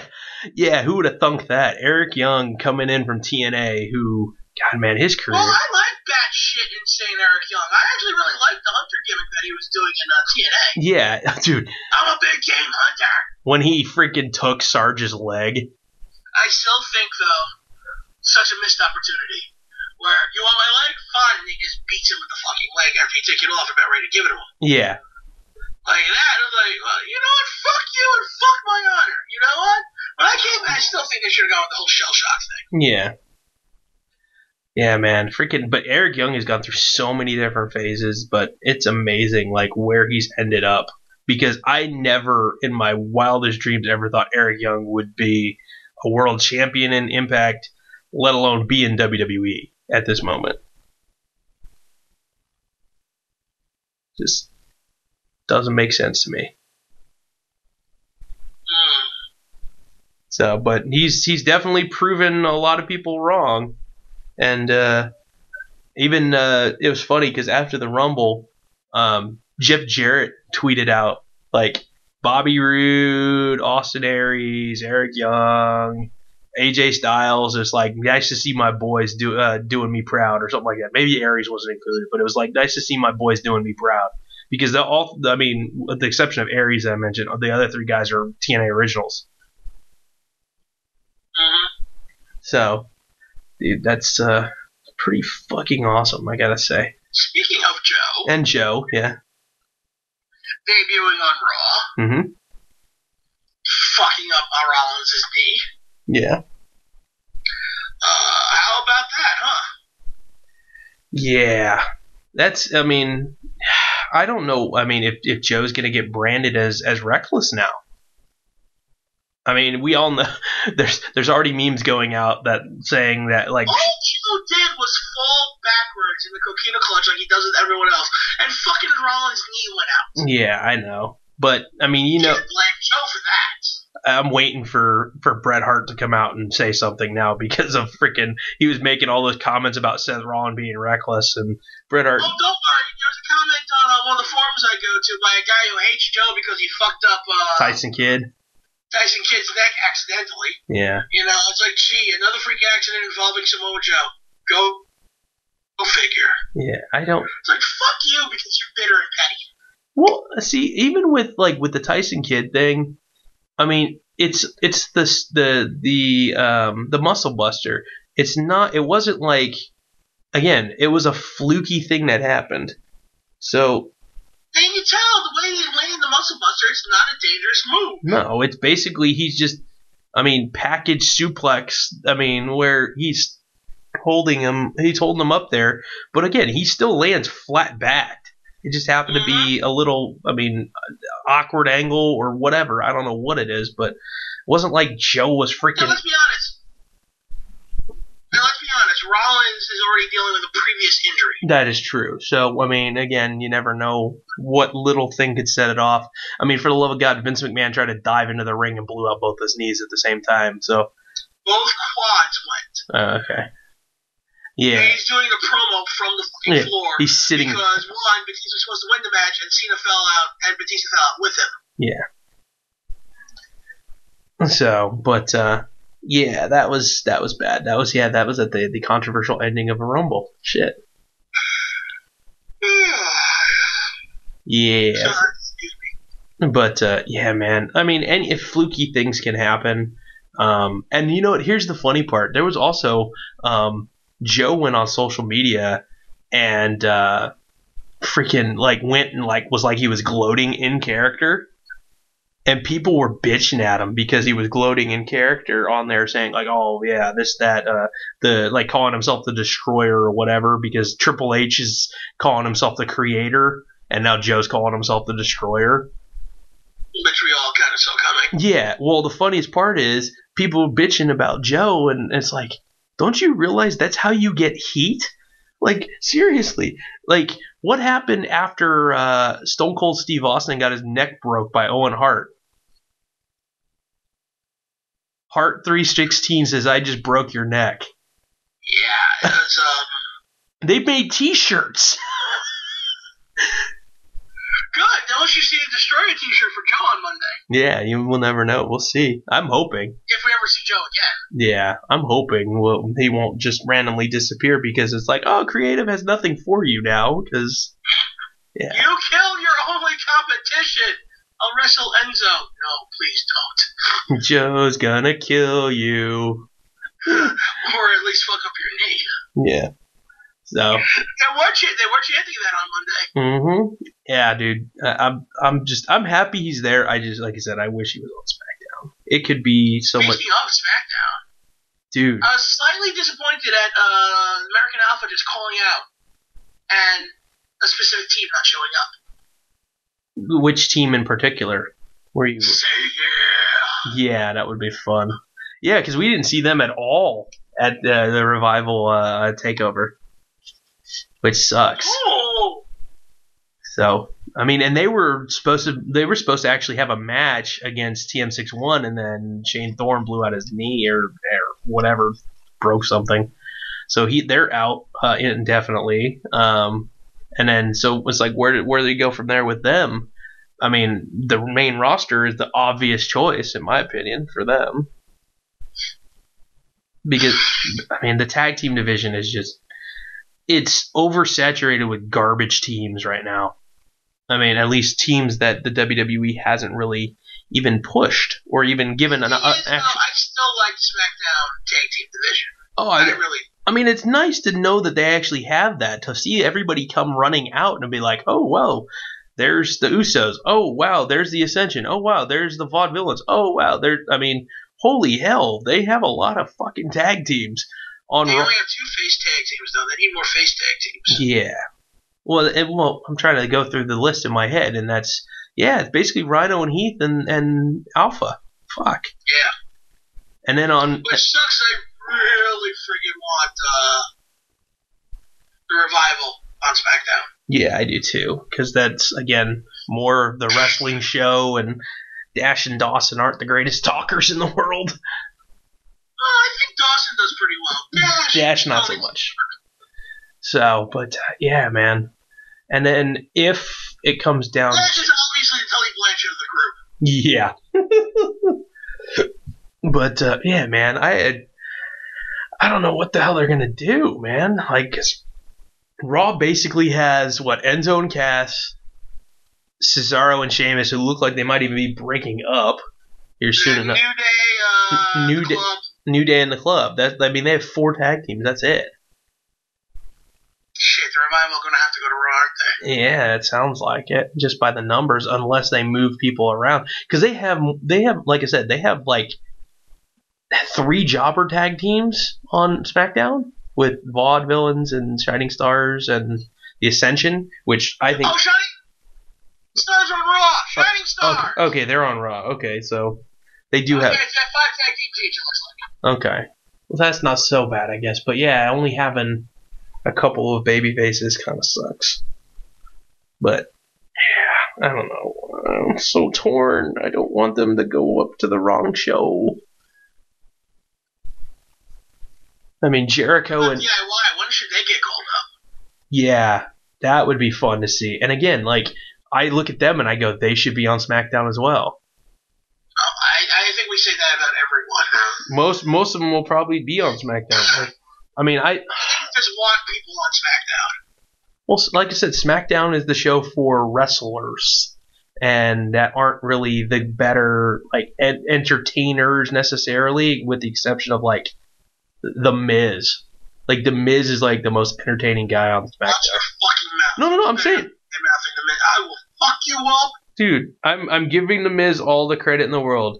He is the most entertaining guy on SmackDown. That guy, like, this week they did a 6-man fucking announce table, with the 4 regular announcers. Oh my god, I was sitting there going, when he retires, he needs to be stepping behind the booth. Oh yeah, absolutely. Yeah, put The Miz on microphone every single week, dude. He'd be freaking great.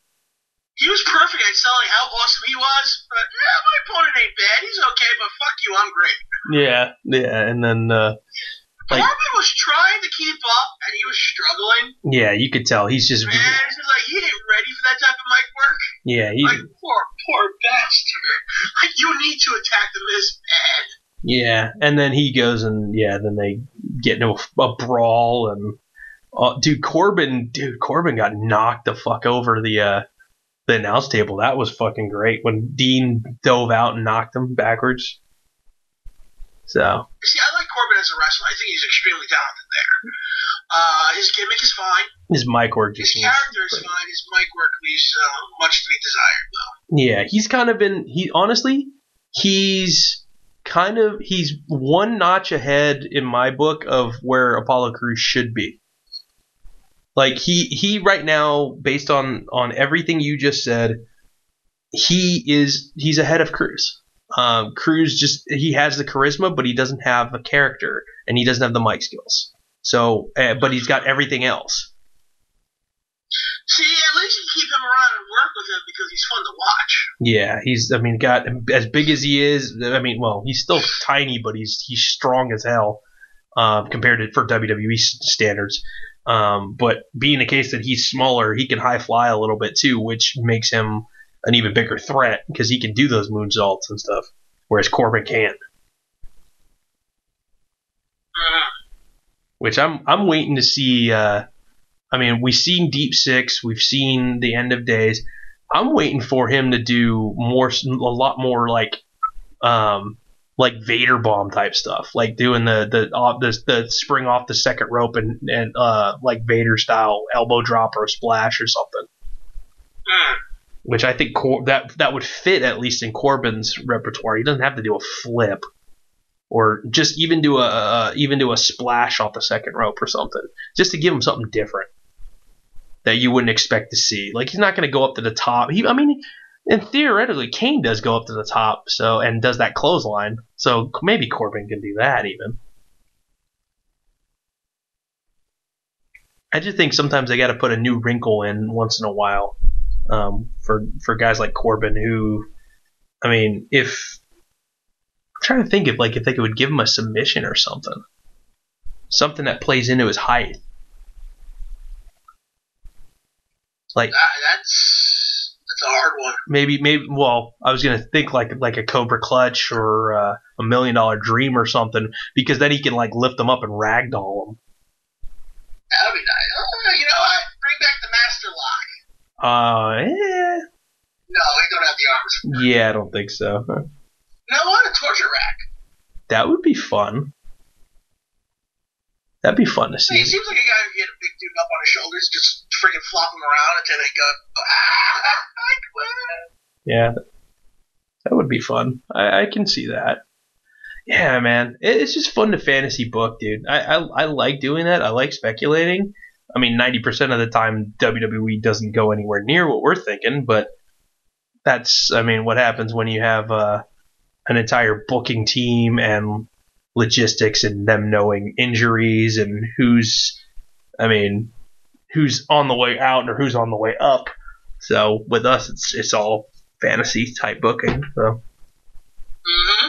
But it's fun. It definitely makes it more interesting, because then when we make our picks and stuff, we're like, okay, who do we want to win and who do we think is actually going to win? So, oh man, I'm shocked that I got a chance to go to the Rumble. It's kind of awesome to be able to check off that bucket list. I'm looking forward to my third SummerSlam. I know, dude. And you know what? Right now, I'm kind of trying to see how much it's going to cost me to get out there, and ticket-wise, and however much it's going to cost for your subway system and all that kind of good stuff. Because if I can start saving up now, I do. I want to get out there. Well, you're only here for a few days. You only need like $20 for the subway. Oh, that's not so bad then. Great shit. It's a $3. Well, it's going to be staying $2.75 a ride. If you buy a Metro card, which will cost you $1, or unless you find one on the floor that's still usable, you get the Metro card. You're paying $2.75 a ride, so it's $5.50 for a back and forth. Oh, that's not bad. Or if you're here for a week, you buy a weekly, which is going to be $32. Oh, that's not so bad. And that gets you anywhere and everywhere all week. That's actually pretty freaking cool. That's actually not a bad price at all, considering the fact, like, I never really. Oh, we still hate it because it's still pretty fucking expensive for us. Well, you're living there and doing stuff, every day and whatnot. I just spent $116.50 on my Metro card. Because you do it for a month. Yep. Okay. Yeah. That just came out of my pocket today, and I am not happy about it at all. Yeah, because when I was out here, they really didn't do. They have it where you can get, like, when I was in California, you can do what's called a Clipper card. And same thing, where you pay for the card, you preload it with stuff, and then you don't have to, like, get a little paper ticket every time.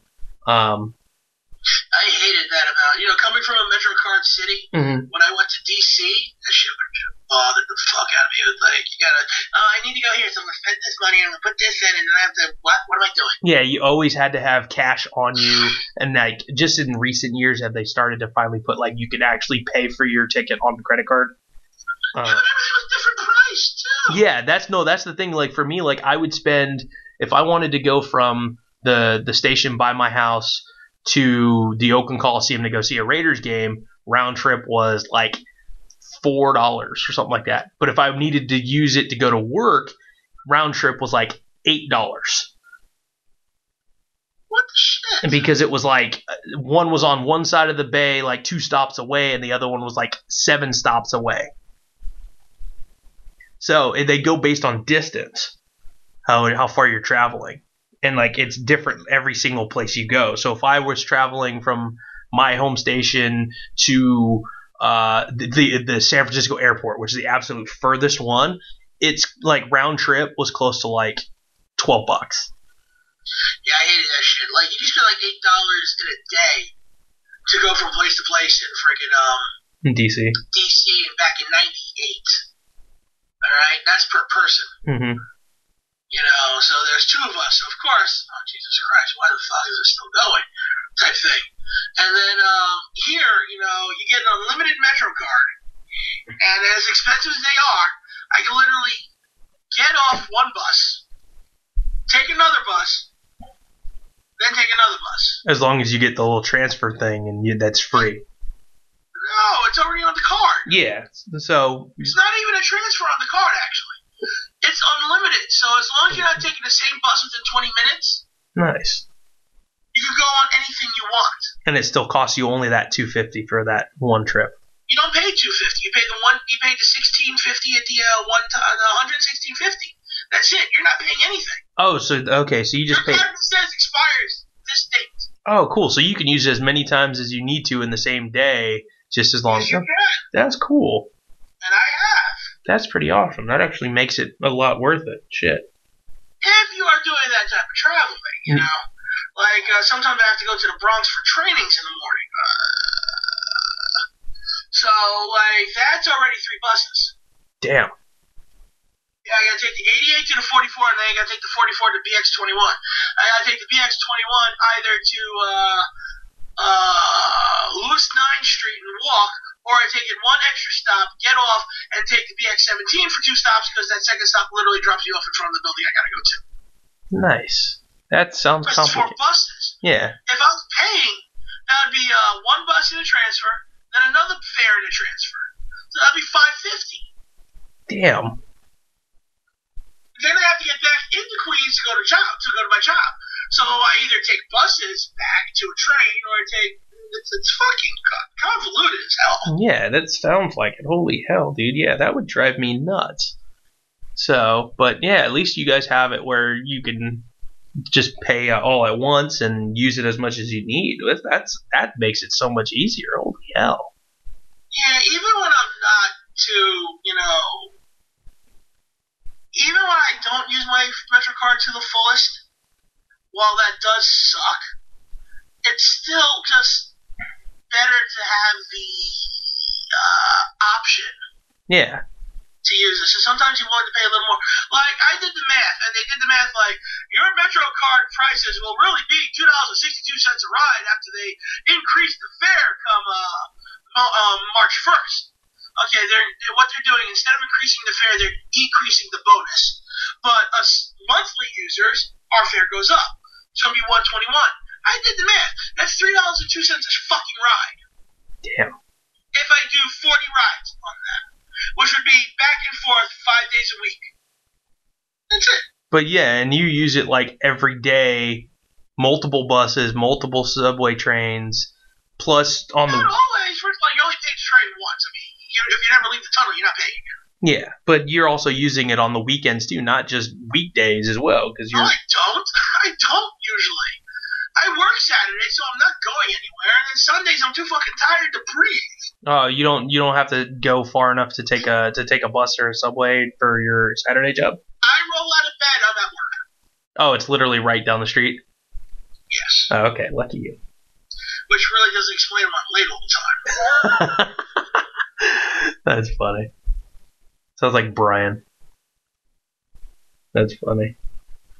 Oh man, well that's cool. It's not as convoluted as I thought it would be. I can get like you said, the weekly thing, and just do it for 1 week. You're that long, or if not, you just like I said, it's $2.75 a ride. You get a 5% bonus when you spend more than $5, which I really hate that shit. Personally, I'd say get rid of the bonus and give us a $2.50 fare. Yeah. Fuck the bonuses. We're getting our money. No, you're not getting your money's worth. You really aren't fucking getting your money's worth. The idea was either to make because they've always done this extra. You know what it used to start as? You bought 5 fares, you got 1 free. Yeah, makes sense. And a fare was $1.50 when they first started. So you spent $7.50, you had $9 worth on your card. Nice. You spent then it came to $2 a ride. So you spend $10, you get 1 ride. You spend $20, you get 2. So $20 would get you a 12 ride Metro card. Nice. That was great back in the day. That's the type of bonus we loved. You know, it was still relatively cheap. It wasn't like, oh no, the prices still suck, but at least the bonuses were a little bit better than, oh, you spent $6 on your card, so you get 32 cents on your card too. So now you have a $6.32 fucking cent card. Which means you still got to put money on the damn card if you want another ride So after if I'm that. going to use that 32 cents, I now have to put $2.18 on the card. Yeah. Fuck you! Yeah, they made it all convoluted that way, I guess. Fuck you and your stupid bonus shit. Either give us a free ride if we buy it so much, or, you know, just get rid of the whole system and make the rides cheaper for us. Force us to pay for the rides, but make them a little cheaper. Yeah, makes sense, man. It does. It makes sense to have something like that. I mean, yeah, if you're spending more, might as well give a little bonus to the people who are frequent riders. Free rides, man. Free rides. Shoot. Yeah, but giving us that free ride shit just makes it more. Well, like I said, I'm planning on right now trying to save up to see what I can do to get out there for SummerSlam weekend, because I know. I mean, what'd you wind up paying for tickets this past year for NXT and SummerSlam? NXT, I think, was $90, and the seats were gorgeous. I think we paid $90 for both. Okay, so looking at about the 90 SummerSlam tickets were nosebleed, so I'm like, let's do 200 this year. Yeah, so let's leave like a limited 200. So yeah, I'm looking at about $300 or so for tickets for the thing. I'm looking at maybe $300 or so for flight round trip, maybe $400.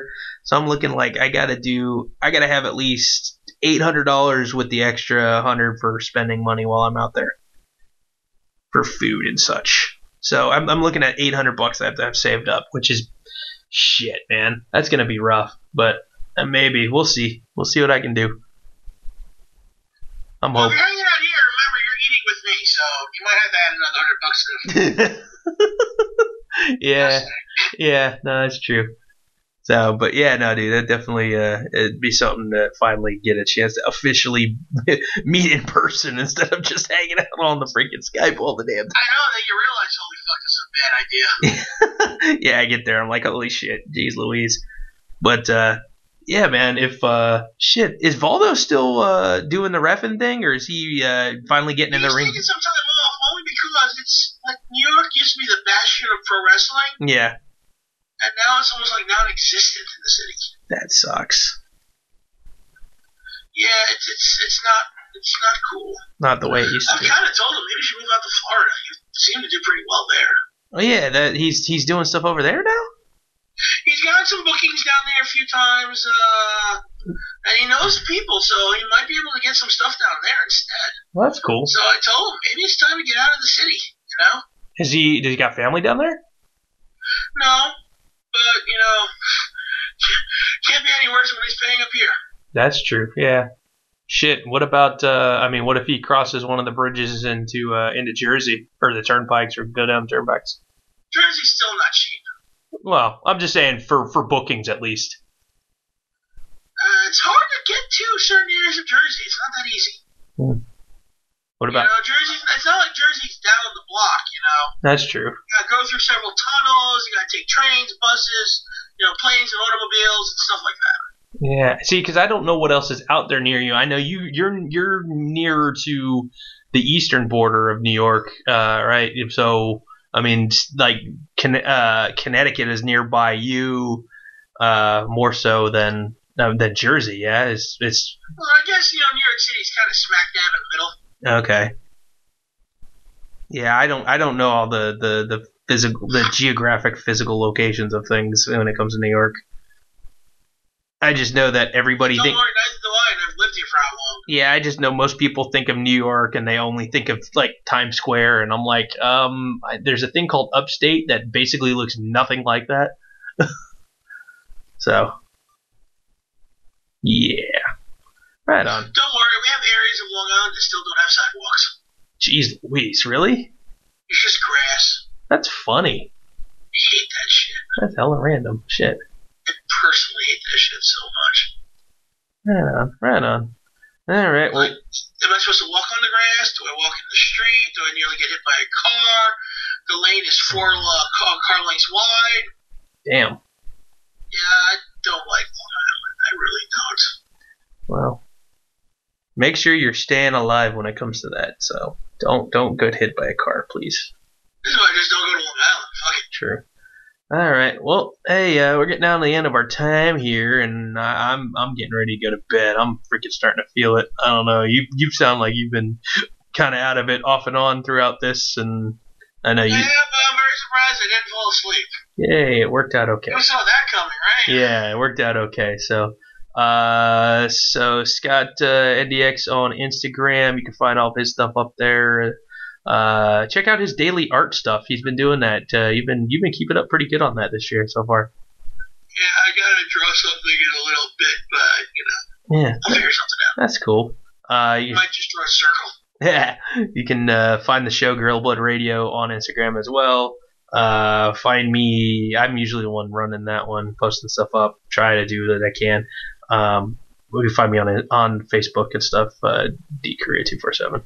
And Twitter as well. I've been checking it more often, but not really posting much.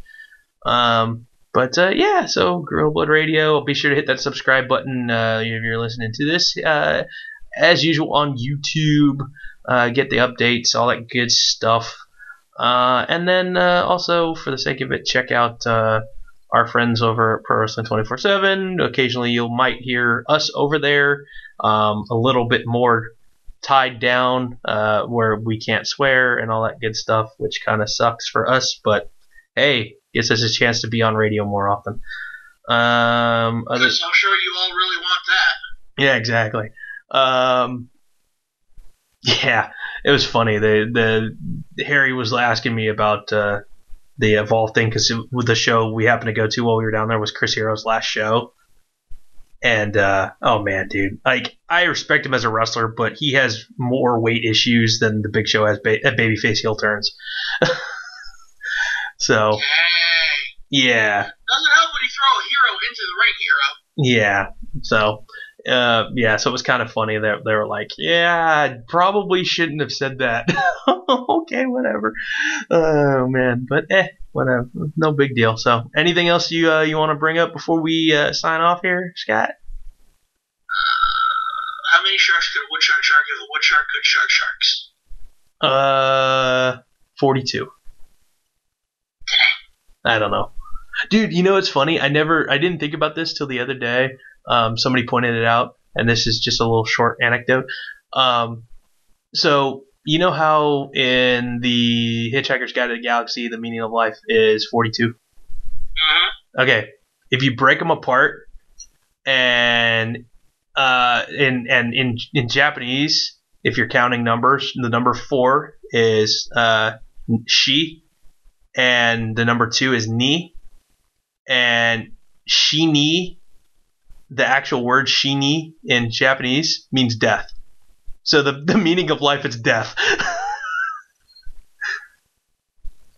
Dang. I was like, what? Wow, that's kind of actually poetic. So the meaning of life is 42. 42 in Japanese, if you say the actual words, means death. I was like, damn, that's kind of awesome. Dang. Yeah, because like if you ever watched the anime Death Note, a Shinigami is a death god. I was like, God damn, that's kind of awesome. So, all right, random anecdote. Anything else? Want to say bye, hi, shout out to whatever? No. No. Okay. All right then. Well, for Scott NEX out there in New York City, I am Daniel Correa in the DFW Metroplex. Have a good night. And I'm going to go to sleep now. And we will talk to you again next week here on Gorilla Blood Radio. Bye. Nap time. Bye-bye.